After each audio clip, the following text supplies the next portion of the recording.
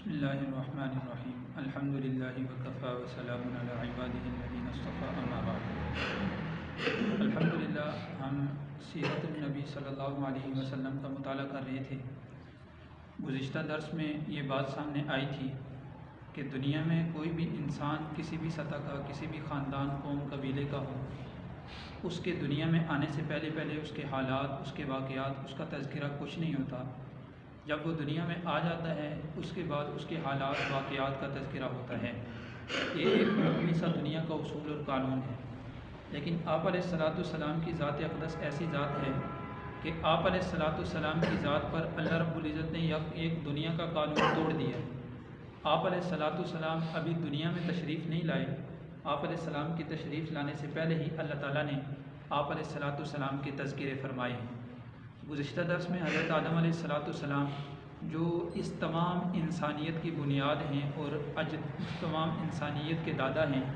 ان کا تذکرہ ہوا تھا کہ ان کو جب اللہ تعالیٰ نے روح بخشی، ان کو جب پیدا کیا تو ان کو بھی آپ علیہ السلام کا اللہ رب العزت نے تعارف کروایا۔ آج کے درس میں چند واقعات میں عرض کروں گا جن سے یہ پتہ چلتا ہے کہ آپ علیہ السلام ابھی دنیا میں تشریف لائے نہیں ہیں۔ آپ علیہ السلام کی تشریف آوری سے پہلے ہی اللہ رب العزت نے آپ علیہ السلام کا چرچا کر دیا ہے۔ چنانچہ ایک واقعہ ہے کہ ایک بادشاہ گزرا ہے بابل میں، جس کا نام بخت نصر کتابوں میں ملتا ہے۔ فلسطین میں یعنی بیت المقدس میں اس کے گرد و نواح چند عرصہ حضرت داؤد علیہ السلام کی حکومت رہی۔ اس کے بعد حضرت داؤد علیہ السلام کے بیٹے حضرت سلیمان علیہ السلام کی حکومت رہی ہے۔ حضرت سلیمان علیہ السلام کی مشہور حکومت ہے کہ انہوں نے اللہ سے دعا مانگی تھی کہ ایسی حکومت دے کہ میرے بعد کسی کو ایسی حکومت نصیب نہ ہو، یعنی پانیوں پر بھی حکومت، ہواؤں پر بھی حکومت، جنات پر بھی حکومت، آگ پر بھی حکومت، ہر چیز پر اللہ نے ان کو حکومت عطا فرمائی تھی۔ سلیمان علیہ السلام کے دنیا سے جانے کے تقریباً لگ بھگ 450 سال کے بعد اس بادشاہ نے، یہ جو بخت نصر بادشاہ گزرا ہے بابل کا، اس نے بیت المقدس پر حملہ کیا اور وہاں قتل و غارت گیری کی، اور چونکہ اس وقت جو دین تھا وہ حضرت موسیٰ علیہ السلام کا دین تھا، تو وہاں کے لوگوں کو گرفتار کر کے اپنے ساتھ لے گیا بابل میں۔ تو اسی دوران جب بیت المقدس کے قیدی اس کے ہاں قید خانے میں تھے، ایک رات اس نے خواب دیکھا، اور ایسا خواب اس نے دیکھا کہ اس خواب کی وجہ سے جب یہ بیدار ہوا تو انتہائی خوفناک اور دہشت میں مبتلا ہو گیا، اور اتنا خوف اس پر چھا گیا کہ یہ اپنا جو خواب دیکھا تھا وہ خواب بھی بھول گیا۔ تو بادشاہ تھا، اس نے کاہنوں کو جمع کیا، اس وقت کے جو علم رکھنے والے تھے ان کو جمع کیا، اور ان سب سے کہا کہ یہ ماجرا ہوا ہے میرے ساتھ، میں نے خواب دیکھا ہے اور خواب بھی بھول گیا ہوں، اب تم نے خواب بھی بتانا ہے اور خواب کی تعبیر بھی بتانی ہے، ورنہ 3 دن کی تمہیں مہلت ہے۔ 3 دن کے اندر اگر خواب نہ بتایا، اس کی تعبیر تم نے نہ بتائی تو میں تمہیں قتل کر دوں۔ اب اس وقت کے جو کاہن تھے وہ اس سے بڑے پریشان ہوئے، آگے پیچھے بڑی باتیں چلیں۔ خیر بات چلتے چلتے اس بادشاہ کی قید میں، جیل میں ایک شخص حضرت دانیال علیہ السلام، یہ پیغمبر ہیں، یہ بیت المقدس پر جب اس نے حملہ کیا تھا وہاں سے لوگوں کو قید کیا تھا، حضرت دانیال علیہ السلام بھی انہی میں سے قید ہو کر اس کی جیل میں پہنچے تھے۔ حضرت دانیال علیہ السلام کو جب اس بات کا علم ہوا تو انہوں نے جو جیل کا داروغہ تھا، یعنی سپریڈنٹ تھا، اس کو انہوں نے کہا کہ اس بادشاہ کے خواب اور اس کی تعبیر کو میں جانتا ہوں، آپ کسی طرح بادشاہ تک پیغام پہنچا دیں کہ تمہاری جیل میں ایک بندہ ہے جو تمہارے خواب کو بھی جانتا ہے اور تمہارے خواب کی تعبیر کو بھی جانتا ہے۔ تو بادشاہ کو تو اس چیز کے متلاشی تھا، اس کا مطلوب تھا، تو بادشاہ کو جب یہ خبر ملی تو اس بادشاہ نے حضرت دانیال علیہ السلام کو بلا بھیجا۔ جب حضرت دانیال علیہ السلام اس کے دربار میں آتے ہیں تو اس کا جو دربار ہے اس میں جو شخص بھی آتا ہے تو پہلے اس کو سجدہ کرتا ہے، پھر اس سے بات چیت کرتا ہے۔ لیکن حضرت دانیال علیہ السلام جب آئے، بادشاہ کا تخت لگا ہوا ہے، کاہن نجومی بھی اس کے پاس بیٹھے ہوئے ہیں، سب کی نظریں حضرت دانیال علیہ السلام پر ہیں کہ یہ کیسا عالم ہے کہ جو ایک بھولے ہوئے خواب کو بھی جاننے والا ہے اور اس کی تعبیر کو بھی جاننے والا ہے۔ حضرت دانیال علیہ السلام جب آئے تو سب نے دیکھا کہ حضرت دانیال علیہ السلام نے اس کے دربار میں آ کر سجدہ نہیں کیا۔ یہ جو اس کے درباری تھے، بادشاہ کے وزراء تھے، جو اس کے درباری لوگ تھے، ان میں خسر خسر شروع ہوگی کہ یہ ایک بندہ ہے جو آیا ہے جس نے سجدہ نہیں کیا، ویسے تو ہر بندہ آ کر اس کے دربار میں سجدہ ہی کرتا ہے۔ تو اس بادشاہ نے حضرت دانیال علیہ السلام سے پوچھا کہ آپ نے میرے دربار میں آئے ہیں، میرے دربار کا یہ اصول ہے، آپ نے مجھے سجدہ کیوں نہیں کیا؟ تو حضرت دانیال علیہ السلام نے فرمایا کہ میرا ایک رب ہے، میں نے اس سے یہ عہد کر رکھا ہے کہ میں صرف سجدہ اسی کو کروں گا، اس کے علاوہ میں کسی کو سجدہ نہیں کر سکتا۔ تو یہ بات بادشاہ کو بڑی عجیب لگی، اور اس نے بھی اس بات کا اعتراف کیا کہ میں ان لوگوں کو پسند کرتا ہوں جو اپنے معبود کی قدر کرتے ہیں اور اپنے معبود ہی کی عبادت اور اس کے آگے جھکتے ہیں۔ پھر حضرت دانیال علیہ السلام سے اس بادشاہ نے کہا، نے خواب دیکھا تھا، وہ خواب اور اس کی تعبیر کا مطلوب ہوں، متلاشی ہوں۔ تو حضرت دانیال علیہ السلام نے کہا کہ وہ خواب تو یہ ہے کہ آپ نے خواب دیکھا ہے، اور خواب میں آپ نے ایک بہت بڑا بت دیکھا ہے، اس بت کو یعنی اتنا بڑا بت دیکھا ہے کہ اس کو اوپر آسمان کی طرف انتہائی بلندی میں تھا، گویا کہ اس کا سرا آسمان کو چھو رہا تھا۔ تو ایک بت آپ نے دیکھا ہے، اور اس بت کا جو اوپر کا حصہ ہے، وہ اوپر کا حصہ اس کا سونے کا ہے، پھر اس سے تھوڑا نیچے آ کر اس بت کا جو حصہ ہے وہ چاندی کا ہے، پھر اس سے نیچے تھوڑا حصہ جو ہے پیٹ کا حصہ یا اس سے تھوڑا نیچے حصہ یہ تانبے کا ہے، پھر پنڈلیاں جو ہیں اس کی یہ لوہے کی ہیں، اور پاؤں اس کے مٹی کے ہیں۔ یہ بت تم نے خواب میں دیکھا ہے، اور تم نے یہ بھی دیکھا ہے کہ آسمان سے ایک پتھر آتا ہے،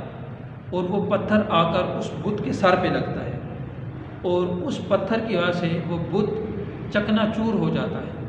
یعنی اس کی جتنی بھی دھاتیں ہیں، سونا ہے، چاندی ہے، اسی طرح تانبا ہے، لوہا ہے، مٹی ہے، یہ ساری کی ساری دھاتیں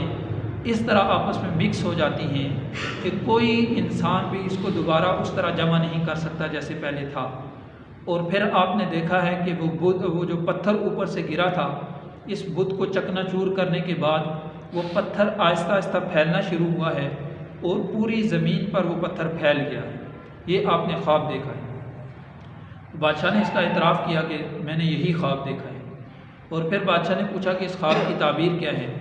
تو حضرت دانیال علیہ السلام نے فرمایا کہ اس کی تعبیر یہ ہے، یہ جو بت ہے یہ پوری دنیا کی بت پرستی ہے، یعنی پوری دنیا میں اس وقت بت پرستی تھی، کسی نے سونے کا بت بنایا ہوا تھا، کسی نے چاندی کا، کسی نے تانبے کا، کسی نے لوہے کا، کسی نے مٹی کا بت بنایا ہوا تھا، اور اپنے اپنے بت بنا کر ان بتوں کی پوجا کرتے تھے۔ تو یہ بت پرستی ہے پوری دنیا کی، اور یہ جو آسمان سے ایک پتھر اس بت کے اوپر گرا ہے، یہ آخر میں اللہ رب العزت اپنے ایک نبی کو بھیجیں گے، اور اس نبی کو اللہ رب العزت دین حق دے کر بھیجیں گے۔ اس پتھر سے مراد وہ دین حق ہے، اور وہ دین حق آ کر دنیا کی ساری بت پرستی کو ختم کر دے گا، دنیا کے کفر و شرک کو ختم کرے گا، اور پھر وہ دین حق پوری دنیا میں پھیل جائے گا، اور وہ آخری نبی حضرت محمد صلی اللہ علیہ وسلم کو اللہ رب العزت دے کر بھیجیں گے۔ تو دیکھیں اب بخت نصر کتنے عرصہ قبل کا بادشاہ ہے، اور اس کی خواب اور اس کی تعبیر میں بھی اللہ رب العزت نے آپ علیہ السلام کا ذکر فرمایا ہے۔ اسی طرح یمن کا ایک بادشاہ گزرا ہے، مرثد بن عبد کلال۔ اس بادشاہ نے بھی ایک مرتبہ ایک خواب دیکھا، اور اس کے ساتھ بھی یہی ماجرا ہوا کہ یہ اپنا خواب بھول گیا، اور صبح کو جب بیدار ہوا تو تعجب میں اور خوف کے عالم میں اپنی ماں سے بیان کیا۔ اس کی ماں نے یہ کہا کہ میں تو اتنا علم نہیں رکھتی کہ ایک بھولے ہوئے خواب کو بھی بتاؤں، اور اس بھولے ہوئے خواب بھی بتا کر اس کی پھر تعبیر بھی بتاؤں۔ بہرحال اس بادشاہ نے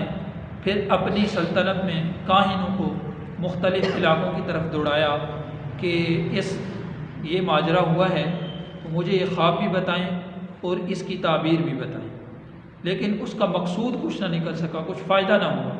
کاہنوں نے کوئی خبر نہیں لائی، جو بندے اس نے دوڑائے تھے آگے پیچھے، اس کا کچھ وقتی طور پر کوئی فائدہ نہ ہوا۔ بہرحال یہ بادشاہ تھا، ایک مرتبہ ایسا ہوا کہ اس کے بعد اس نے شکار کے لیے اپنے دوستوں کے ساتھ نکلا، تو تو شکار کرتے ہوئے ایک ہرن کا پیچھا اس نے کیا، اور ہرن کے پیچھے لگتے ہوئے یہ اپنے دوستوں سے بہت دور نکل گیا۔ ہرن کے پیچھے چلتے چلتے اپنے دوستوں سے، قافلے سے بہت دور نکل گیا، اور آگے جا کر انتہائی تھک کر چور ہو گیا۔ پھر اس نے دیکھا کہ پہاڑ کے دامن میں ایک گاؤں آباد ہے۔ اس گاؤں کی طرف اس نے رخ کیا،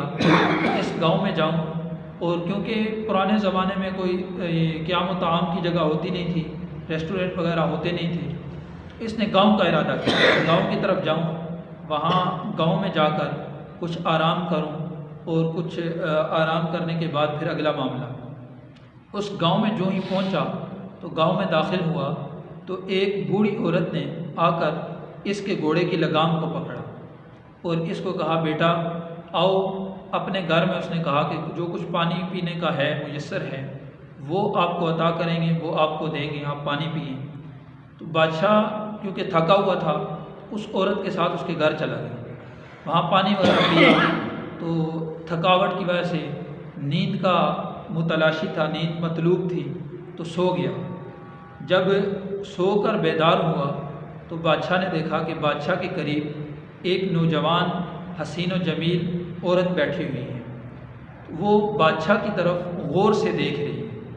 بادشاہ کو بڑا تعجب ہوا اس کے دیکھنے کے انداز سے۔ اتنے میں وہ عورت بولی، بادشاہ کو کہا، اے شاہ یمن، آپ کو اگر کچھ کھانے کی طلب ہو تو یہاں آپ کو آسانی سے کھانا مل سکتا ہے، جلد ہی تیار ہو جائے گا۔ اس پر بادشاہ کا تعجب اور بڑھ گیا کہ ایک ویران جگہ میں آیا ہوں، دور کے علاقے میں، تو یہ لوگ مجھے کیسے، یہ عورت مجھے کیسے جان گئی؟ تو بہرحال اس عورت نے پھر بادشاہ سے کہا کہ آئیں کھانا کھائیں۔ بادشاہ نے جب کھانا کھایا اس کے بعد بادشاہ نے اس عورت سے پوچھا، بادشاہ نے، اس لڑکی نے کہا کہ میرا نام عفیرہ ہے، اور پھر بادشاہ نے پوچھا کہ میرا تعارف آپ کو کیسے ہو گیا؟ تو اس عورت نے کہا کہ آپ مرثد بن اکلال ہیں جو یمن کے بادشاہ ہیں، اور آپ نے چند عرصہ پہلے ایک خواب دیکھا تھا جس خواب کے لیے آپ نے مختلف طرف اپنے نجومی، اپنے کاہنوں کو دوڑایا تھا، لیکن اس کا فائدہ کچھ نہ نکلا۔ بادشاہ کے تعجب میں اور بھی اضافہ ہوا۔ بادشاہ نے کہا، یہ ماجرا تو میرے ساتھ پیش آیا ہے کہ میں نے ایک خواب دیکھا ہے اور اس طرح کاہنوں کو بھیجا ہے، لیکن اس کا کچھ فائدہ نہ ہو۔ بادشاہ نے اس عورت سے پوچھا کہ کیا آپ کے پاس اس کا کچھ حل ہے؟ تو اس عورت نے کہا، جی ہاں، میرے پاس اس کا حل ہے۔ اور پھر اس عورت نے بادشاہ سے بیان کیا کہ آپ نے ایک خواب دیکھا ہے، اور خواب میں آپ نے ایک سخت آندھی دیکھی ہے، اور اتنی سخت آندھی ہے کہ جس کی وجہ سے گرد و غبار، یہ فضا میں ساری فضا گرد و غبار سے آلود ہو چکی ہے، اور اسی دوران ایک آگ کی چنگاری آپ نے دیکھی ہے، اور اس آگ کی چنگاری سے ایک سخت شعلہ نکلا ہے جو فضا میں پھیلا ہے، اور اسی دوران آپ نے دیکھا ہے کہ انتہائی نہایت صاف شفاف پانی کا میٹھا چشمہ ہے، اور ایک انتہائی مقدس انسان ہے جو اس چشمے کی طرف لوگوں کو بلا رہا ہے، اور یہ کہہ رہا ہے کہ اس چشمے سے پانی پی لو، جو اس چشمے سے پانی پی لے گا اس کو ہمیشہ ہمیشہ کی زندگی مل جائے گی، اور جو اس سے پانی نہیں پیے گا وہ فتنوں کا شکار ہو جائے گا۔ بادشاہ نے اس خواب کا اعتراف کیا کہ مجھے یاد آ گیا، واقعی میں نے یہی خواب دیکھا ہے۔ اب بادشاہ نے اس عورت سے پوچھا کہ اس خواب کی تعبیر کیا ہے؟ اس عورت نے اس کی تعبیر بتائی کہ یہ جو آپ نے پوری فضا میں اندھیرا دیکھا ہے، یہ ظلمت دیکھی ہے، اس کی تعبیر یہ ہے کہ پورے دنیا کے جو بادشاہ ہیں، یہ آندھی تو یہ پوری دنیا کے بادشاہ ہیں، اور اس میں جو آپ نے اندھیرا دیکھا ہے اور چنگاریاں دیکھی ہیں، یہ ان پوری دنیا کے بادشاہوں کا ظلم و ستم ہے، اور اس میں جو آپ نے چشمہ دیکھا ہے، میٹھا چشمہ، وہ چشمہ آخری نبی ایک آئیں گے، ان کی شریعت ہے، یعنی وہ ایسی شریعت لے کر آئیں گے جو انسان اس شریعت پر عمل کر لے گا اس کو آخرت کی ہمیشہ ہمیشہ کی زندگی ملے گی، اور جو انسان اس شریعت کو چھوڑ دے گا وہ انسان فتنوں اور مصائب کا شکار ہو جائے گا۔ اب اس کے بعد اس عورت نے آپ علیہ السلام کا حلیہ، آپ علیہ السلام کا نام، آپ علیہ السلام کا نسب مبارک بیان کیا، اور اس کے بعد چند اشعار پڑھے۔ جب وہ عورت ان اشعار سے آپ علیہ الصلوۃ والسلام کی تعریف سے چپ ہوئی تو اس بادشاہ نے ادھر ہی بیٹھے آپ علیہ الصلوۃ والسلام کے بارے میں کہا کہ میں ان پر ایمان لے آیا ہوں۔ اب دیکھیں آپ علیہ الصلوۃ والسلام ابھی دنیا میں تشریف نہیں لائے، ہزاروں سال پہلے کا واقعہ، اور وہ بادشاہ آپ علیہ السلام پر ایمان لا رہا ہے، اور اس کے خواب کی تعبیر میں وہ عورت بتا رہی ہے کہ جو اس شریعت پر عمل کرے گا وہ ہمیشہ کی جنت پائے گا۔ اب اللہ رب العزت نے ہم پر کتنا بڑا احسان کیا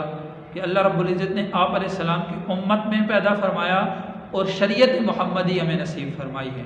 آپ علیہ السلام کی ایسی جامع شریعت ہے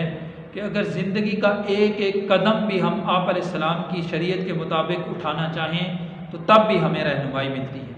اب اگر ہم آپ علیہ السلام کی شریعت کے خلاف عمل کریں تو کتنے گھاٹے اور نقصان کا سودا ہے، اور کتنی کم نصیبی ہے اور کتنا نقصان ہے۔ تو اس لیے شریعت مطہرہ کو اپنا مقصد اور اپنا آئیڈیل بنا کر زندگی گزارنی ہے۔ اس کے بعد ایک اور خواب ہے آپ علیہ الصلوۃ والسلام کے دادا جان حضرت عبد المطلب کا۔ انہوں نے ایک مرتبہ خواب دیکھا، اور خواب میں انہوں نے دیکھا کہ ایک درخت نمودار ہوا ہے، اور ایسا درخت ہے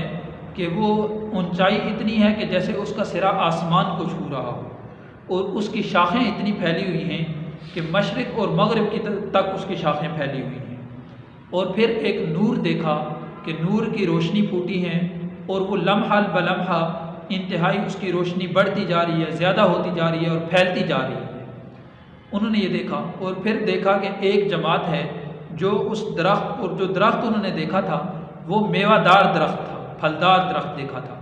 اور کچھ ایک جماعت ہے جو اس کی ٹہنیوں کے ساتھ لٹکی ہوئی ہے اور اس سے میوے کھا رہی ہے، اور ایک جماعت ایسی ہے کہ جو جماعت اس درخت کو کاٹنے کے لیے آگے بڑھ رہی ہے۔ لیکن وہ فرماتے ہیں کہ ایک ایسا حسین و جمیل نوجوان میں نے دیکھا کہ اس طرح کا نوجوان میں نے ابھی تک نہیں دیکھا۔ وہ نوجوان جو جماعت اس درخت کو کاٹنے کے لیے آگے بڑھ رہی ہے، وہ نوجوان ان کو روک دیتا ہے، اور پھر فرماتے ہیں کہ میں بھی خوابی کے عالم میں بھی آگے بڑھا تاکہ اس درخت سے کچھ میوے میں بھی کھاؤں۔ تو اس نوجوان نے جو اس جماعت کو روک رہا تھا اس نے مجھے بھی روک دیا اور مجھے کہا، اور میں نے پوچھا کہ کیوں، یہ میوے کس کے لیے ہیں؟ تو اس نے فرمایا کہ یہ انہی کے لیے ہیں جو لوگ اس درخت کے ساتھ معلق ہیں، یہ آپ کا حصہ نہیں ہے۔ تو فرماتے ہیں کہ میں بھیگی آنکھوں میں آنسو لیے اس درخت سے پیچھے ہٹ گیا۔ تو حضرت عبد المطلب نے یہ اپنا خواب ایک کاہنہ جو اس دور کی بڑی عالم عورت تھی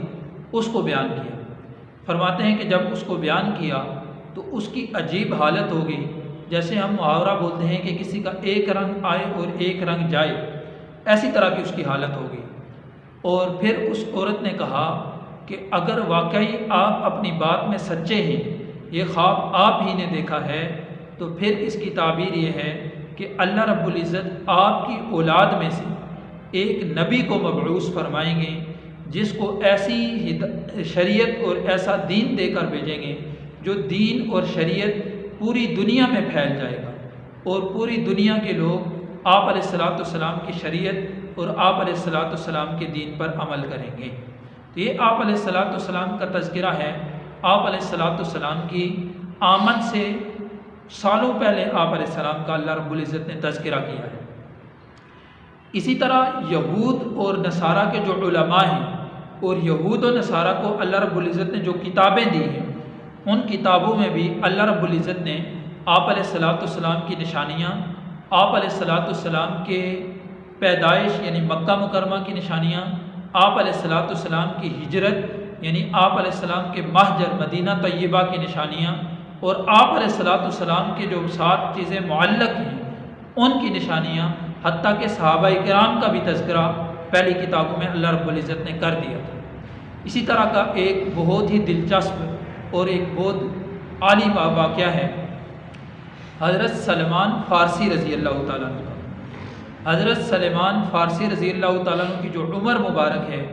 اس کے بارے میں مختلف اقوال ملتے ہیں، لیکن علامہ ذہبی رحمۃ اللہ علیہ لکھتے ہیں کہ جتنے بھی قول ہیں، جتنے بھی لوگوں نے اس پر سرچ کی ہے، ان سب کی تحقیق کے مطابق ان کی عمر کم سے کم یہ ہے کہ انہوں نے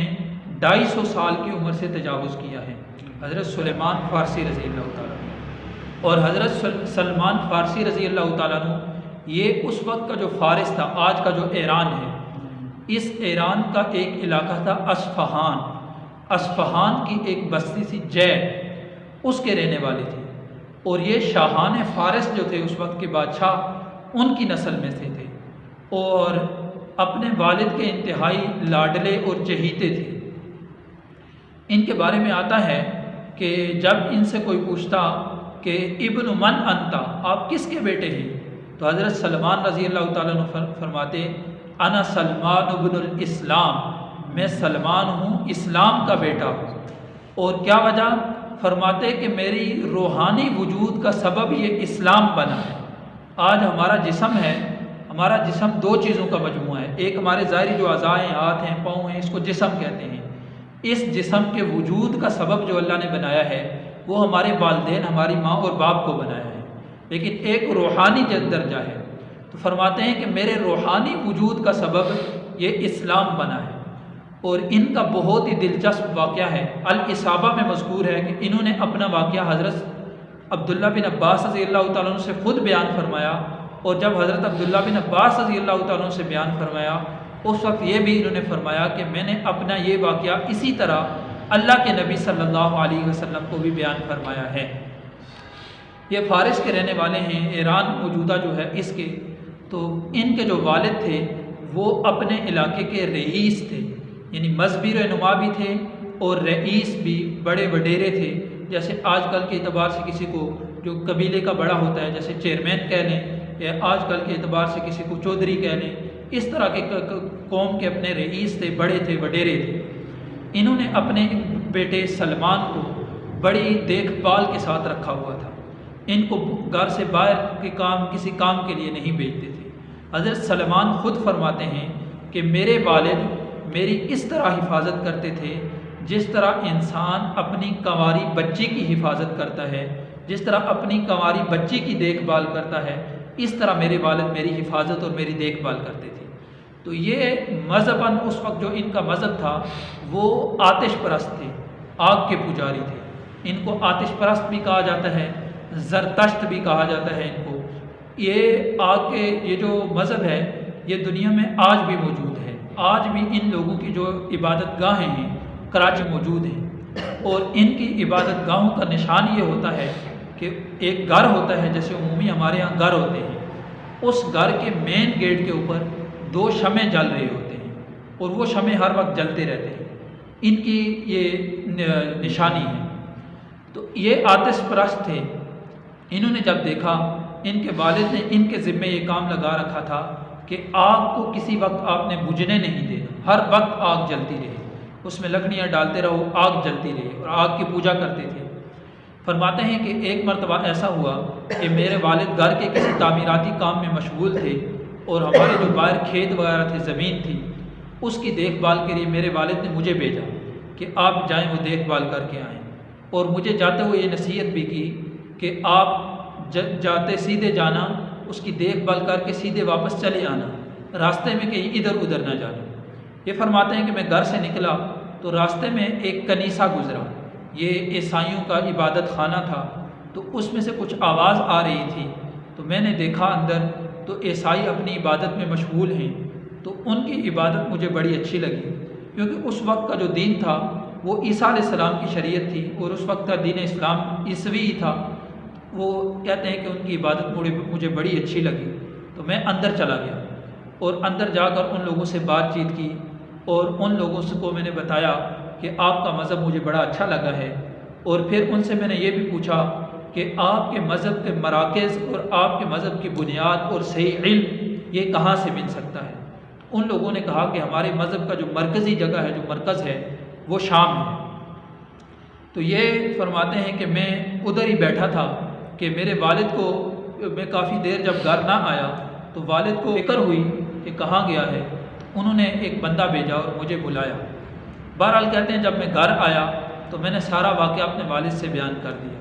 اور پھر میں نے اپنے والد سے یہ بھی کہا کہ ان عیسائیوں کا مذہب ہمارے مذہب سے زیادہ اچھا ہے، لیکن میرے والد نے یہ کہا کہ نہیں، بلکہ تمہارے آباء و اجداد کا جو مذہب ہے، یہ آتش پرست ہے، آگ کی پجاری، تمہارے آباء و اجداد کا جو مذہب ہے یہ اس مذہب سے صحیح ہے۔ فرماتے ہیں میں نے اپنے والد سے کہا نہیں، اللہ واللہ، اللہ کی قسم یہ نہیں ہو سکتا، بلکہ یہ عیسائیت کا مذہب ہی جو ہے، دین عیسوی، یہی اچھا ہے اور یہی برحق ہے۔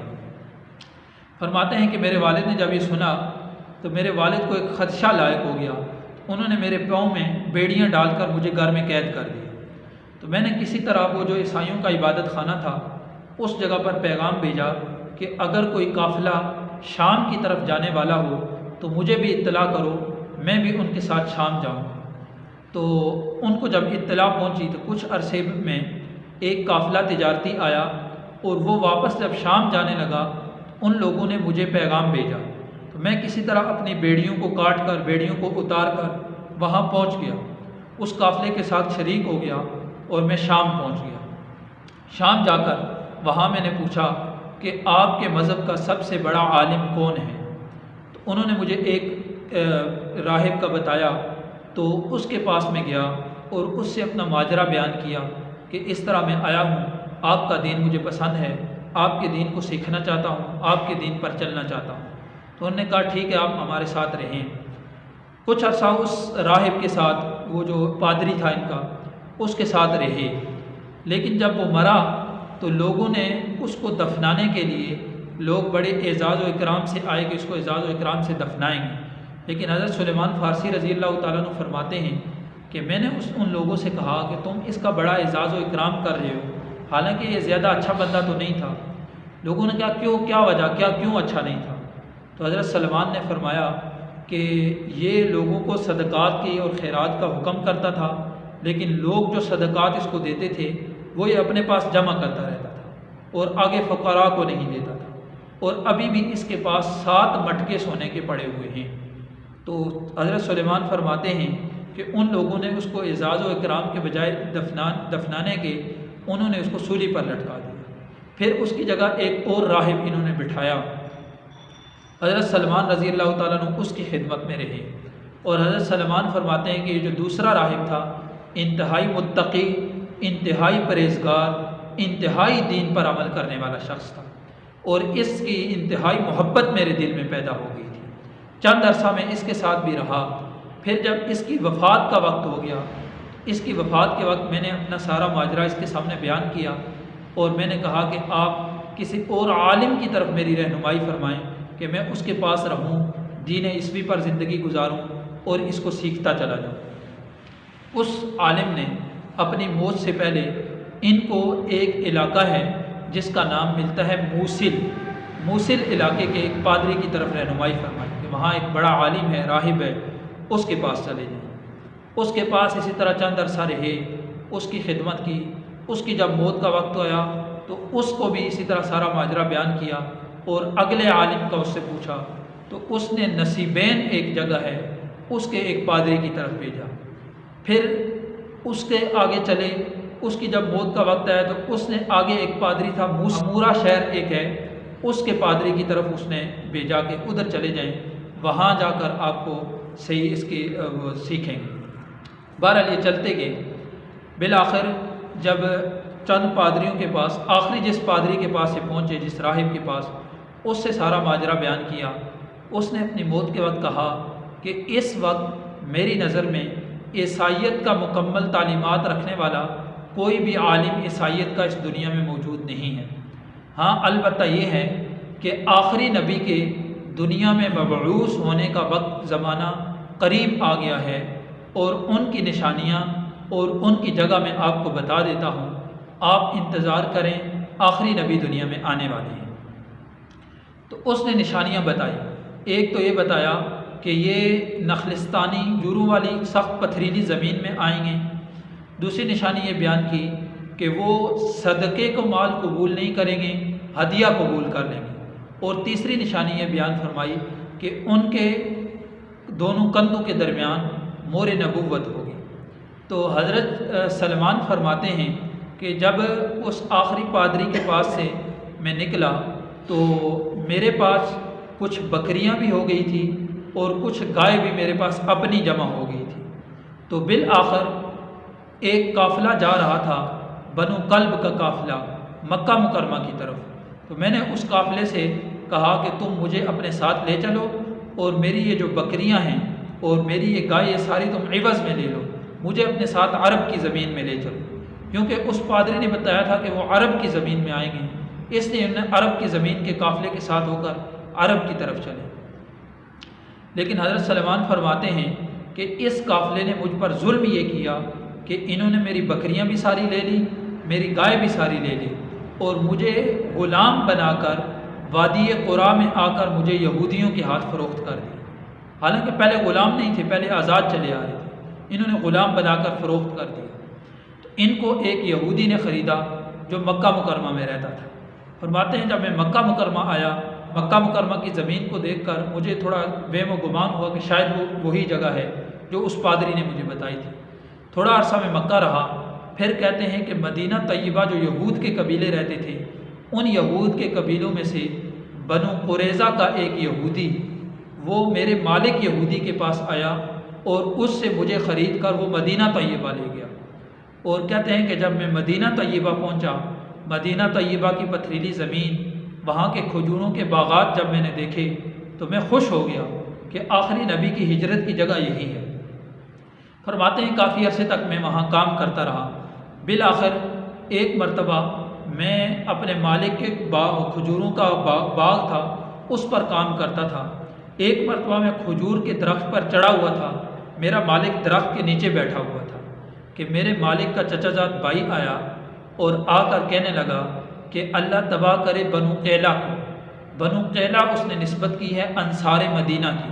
ان کے اوپر جا کر اجداد میں یہ ایک نام آتا ہے قیلہ، اس کی طرف نسبت کر کے اس نے کہا کہ اللہ تباہ و برباد کرے بنو قیلہ کو کہ ان کے پاس مکہ مکرمہ سے ایک شخص آیا ہے جو کہتا ہے کہ میں اللہ کا نبی ہوں، اور وہ سارے اس کے ارد گرد جمع ہو گئے ہیں۔ حضرت سلمان فرماتے ہیں کہ میں نے جب درخت کے اوپر یہ اس کی آواز سنی تو مجھ پر ایسی کپ کپی طاری ہو گئی اور ایسا میرا جسم کام کیا کہ میں ایسے لگتا تھا کہ میں اپنے مالک کے اوپر گر جاؤں گا۔ بڑی مشکل سے میں نے اپنے آپ کو سنبھالا، درخت سے نیچے اترا اور نیچے اتر کر میں نے اس شخص سے کہا جو آیا تھا خبر لے کر کہ ذرا مجھے بھی بتاؤ وہ کیا خبر ہے جو تم ابھی بتا رہی تھی۔ فرماتے ہیں کہ میرے مالک نے ایک زوردار دپڑ مجھے مارا، ایک زوردار تماچا مارا اور کہا کہ تجھے کیا لگے، تو اپنا کام کر جا کے۔ کہتے ہیں اس وقت تو میں کام کاج میں لگ گیا۔ شام کو جب میں نے چھٹی کی، جب کام ختم ہوا تو میں نے محنت مزدوری میں چند کھجوریں جمع کی تھی، وہ کھجوریں لے کر میں آپ صلی اللہ علیہ وسلم کی خدمت میں حاضر ہوا، اور آپ علیہ السلام اس وقت قبا میں تشریف فرما تھے۔ حضرت عمرو بن عوف رضی محلے میں تھے، ابھی مدینہ طیبہ میں داخل نہیں ہوئے تھے، کہ میں نے آپ علیہ السلام کی خدمت میں حاضر ہو کر عرض کیا کہ مجھے پتہ چلا ہے کہ آپ کے ساتھی تنگ دست ہیں، فقیر ہیں، ضرورت مند ہیں، تو میں یہ کچھ کھجوریں لایا ہوں، یہ صدقے کی کھجوریں ہیں۔ آپ صلی اللہ علیہ وسلم نے فرمایا کہ میں صدقے کا مال نہیں کھاتا، اور اپنے صحابہ سے کہا کہ تم یہ اس سے لے لو۔ اب سلمان رضی اللہ عنہ فرماتے ہیں کہ میں دل میں خوش ہو گیا کہ ایک نشانی تو یہ صدقے کا مال نہیں کھائیں گے وہ پوری ہوگی۔ کہتے ہیں کہ کچھ عرصہ تھوڑے دنوں بعد پھر میں جب محنت مزدوری کر کے کچھ کھجوریں جمع ہوئی تو میں پھر آپ علیہ السلام کی خدمت میں حاضر ہوا، اور آپ علیہ السلام ابھی مدینہ طیبہ تشریف لا چکے تھے، پہلے قبا میں تھے، ابھی مدینہ طیبہ تشریف لا چکے تھے، اور میں نے حاضر ہو کر عرض کیا کہ میں نے سنا ہے کہ آپ کے ساتھی تنگ دست ہیں، ضرورت مند ہیں، تو یہ میں چند کھجوریں لایا ہوں، یہ آپ کو ہدیہ ہے۔ تو آپ علیہ السلام نے دسترخوان بچھوایا، خود بھی آپ علیہ السلام نے وہ کھجوریں کھائی اور صحابہ کو بھی کھلائی۔ فرماتے ہیں کہ میں تو دل میں بہت خوش ہو گیا کہ ایک اور نشانی آپ علیہ السلام کی پوری ہوگی۔ پھر فرماتے ہیں کہ چند عرصہ کے بعد میں ایک موقع پر آیا کہ آپ مدینہ طیبہ میں، تو پتہ چلا کہ آپ علیہ السلام جنت البقیع میں ایک صحابی کو دفن کرنے کے لیے وہاں تشریف لے گئے۔ میں وہاں گیا، آپ علیہ السلام کو سلام کیا، اور پھر یوں گھوم کے آپ علیہ السلام کے پیچھے آ کر کھڑا ہو گیا۔ تو آپ علیہ السلام میرے انداز سے جان گئے کہ یہ مور نبوت دیکھنا چاہتا ہے، تو آپ علیہ السلام نے اپنی کمر مبارک سے کپڑا ہٹایا اور میں نے آپ علیہ السلام کی وہ مور نبوت دیکھی اور اس مور نبوت کو چوما اور آپ علیہ السلام کے ساتھ میں لپٹ گیا۔ فرماتے ہیں کہ آپ علیہ السلام کے ساتھ لپٹ گیا، پھر آپ علیہ السلام نے مجھے اپنے سامنے بلایا اور مجھے اپنے گلے سے لگایا، اور پھر فرماتے ہیں کہ میں نے یہ سارا واقعہ آپ علیہ السلام کو بیان فرمایا۔ تو ترمذی شریف کی ایک شرح ہے، اس شرح میں حضرت مولانا زکریا کانوی صاحب رحمۃ اللہ علیہ لکھتے ہیں، وہ فرماتے ہیں کہ ان کی جب اسلام لائے تو اس وقت ان کی عمر 90 سال ہو چکی تھی، 90 سال۔ اب پیچھے جتنے بھی پادریوں کے پاس گھوم کر آئے ہیں، بچپن سے چلے ہیں، یہ اس وقت آ کر سمجھ آتا ہے۔ پھر چونکہ یہ غلام تھے تو آپ علیہ السلام نے ان سے فرمایا تھا کہ تم اپنے آقا سے بدل کتابت کر لو۔ بدل کتابت یہ ہوتا تھا کہ آپ اپنے مالک سے یہ طے کر لو کہ کچھ سامان، کچھ روپیہ پیسہ جو آپ اس کو دو، جس کے بدلے میں وہ آپ کو آزاد کر دے۔ چونکہ ان کے مالک کو پتہ چل گیا کہ یہ مسلمان ہو چکے ہیں، اسلام لا چکے ہیں، تو ان سے انہوں نے جب اپنے مالک سے بات کی تو وہ یہودی تھا، اس نے بہت سخت شرطیں لگائی۔ ایک شرط یہ لگائی کہ 300 کھجور کے درخت لگاؤ، جب ان پر پھل آ جائے تو پھر تم آزاد ہو۔ دوسری شرط یہ لگائی کہ 40 اوقیہ سونا تم مجھے لا کر دو، اس کے بعد تم آزاد ہو۔ انہوں نے اللہ کے نبی صلی اللہ علیہ وسلم سے آ کر عرض کی، آپ علیہ السلام نے فرمایا قبول کر۔ آپ علیہ السلام نے اعلان فرمایا صحابہ میں کہ سلمان کی مدد فرماؤ۔ صحابہ نے کوئی 30 درخت لے کر آ رہے ہیں، کوئی 15 لے کر آئے ہیں، کوئی 10 لے کر آ رہے ہیں۔ صحابہ نے 300 درخت اکٹھے کیے اور 300 درختوں میں کو آپ علیہ السلام نے فرمایا سلمان جاؤ، تم جا کر زمین کھودو، گڑھے تیار کرو اور ان درختوں کو میں اپنے دست مبارک سے آ کر لگاؤں گا۔ حضرت سلمان رضی اللہ تعالیٰ نے زمین کھودی، گڑھے تیار کیے، آپ علیہ السلام تشریف لے گئے۔ 299 درخت، ایک کم 300 درخت آپ صلی اللہ علیہ وسلم نے اپنے دست مبارک سے لگائے اور ایک درخت حضرت عمر رضی اللہ تعالیٰ عنہ نے لگایا۔ اب 299 درخت اسی سال پھل دینے لگے، یعنی اب درخت جو کھجوروں کے ماہرین ہیں ان سے اگر پوچھا جائے تو وہ بتاتے ہیں کہ کم سے کم 5 سے 6 سال کا عرصہ لگ جاتا ہے کھجور کا جو پودا لگایا جائے پھل آنے تک۔ آپ علیہ السلام نے لگایا تو 299 درخت اسی سال پھل دینے لگے اور ایک درخت نے پھل نہیں دیا۔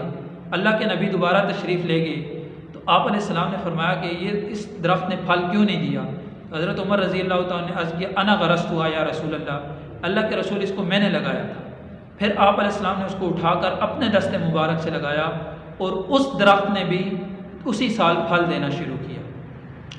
اب اس میں ایک بات یہ ہے کہ حضرت عمر رضی اللہ تعالیٰ کی کمی دیر میں نہ آئے کہ انہوں نے درخت لگایا تھا تو اس سے پھل نہیں آیا، آپ علیہ السلام نے لگائے تھے تو اس سے پھل آ گیا۔ وجہ یہ ہے کہ وہ آپ صلی اللہ علیہ وسلم کا معجزہ تھا۔ اگر حضرت عمر رضی اللہ تعالیٰ کا لگایا ہوا درخت بھی اسی سال پھل دیتا تو آپ علیہ السلام کا یہ معجزہ نہ رہتا، اس لیے اللہ تعالیٰ نے آپ علیہ السلام کے معجزے کی لاج رکھی۔ پھر آپ علیہ السلام کے پاس کہیں سے ایک انڈے کے برابر سونا آیا۔ آپ صلی اللہ علیہ وسلم نے پوچھا کہ کہاں ہے وہ مکاتب غلام؟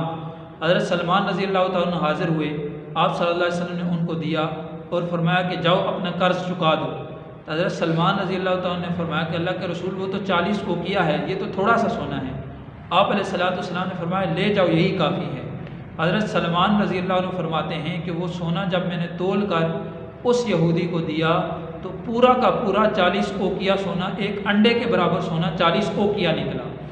اور بعض روایات میں آتا ہے کہ اس یہودی نے 2 سے 3 دفعہ اس سونے کو تولا، یہ 40 اوقیہ ہے بھی یا نہیں۔ یہ بھی اللہ کے نبی صلی اللہ علیہ وسلم کی معجزہ تھا۔ اب حضرت سلمان رضی اللہ تعالیٰ عنہ 13 سال اس یہودی کی غلامی میں رہے، جس کی وجہ سے غزوہ بدر میں بھی نہیں شریک ہو سکے، غزوہ احد میں بھی نہیں شریک ہو سکے۔ پھر 5 ہجری میں غزوہ خندق جو ہوا، جو مدینہ کے گرد خندق کھودی گئی، وہ انہی کے مشورے سے خندق کھودی گئی اور مدینہ کی بھی حفاظت ہوئی اور اسلام کی، مسلمانوں کی بھی حفاظت ہوئی۔ یہ حضرت سلیمان رضی اللہ تعالیٰ عنہ ہیں جو کہتے ہیں کہ سلمان ابن الاسلام، میں سلمان ہوں، اسلام کا بیٹا ہوں، میرے روحانی وجود کا سبب یہ اسلام ہے۔ اب دیکھیں نیت سچی تھی طلب صادق تھی، محنت کرتے گئے، آگے بڑھتے گئے، تو اللہ نے ان راہبوں سے گزارتے گزارتے اپنے حبیب سے ملا دیا، اور صرف اپنے حبیب سے ملایا ہی نہیں بلکہ اپنے حبیب کی رفاقت دے کر ہمیشہ کی جنت کا وارث بنا دیا۔ تو اس لیے سچی طلب لے کر اللہ سے دعا کر کے دین حنیف پر اگر ہم زندگی گزاریں گے، شریعت محمدیہ پر زندگی گزاریں گے، تو یہ کامیابیاں ہمارے بھی قدم چومیں گی۔ اللہ رب العزت سے دعا ہے کہ اللہ تعالی ہمیں سیرت طیبہ کو سیکھ کر سمجھ کر اس کے مطابق اپنی زندگی ڈالنے کی توفیق عطا فرمائے۔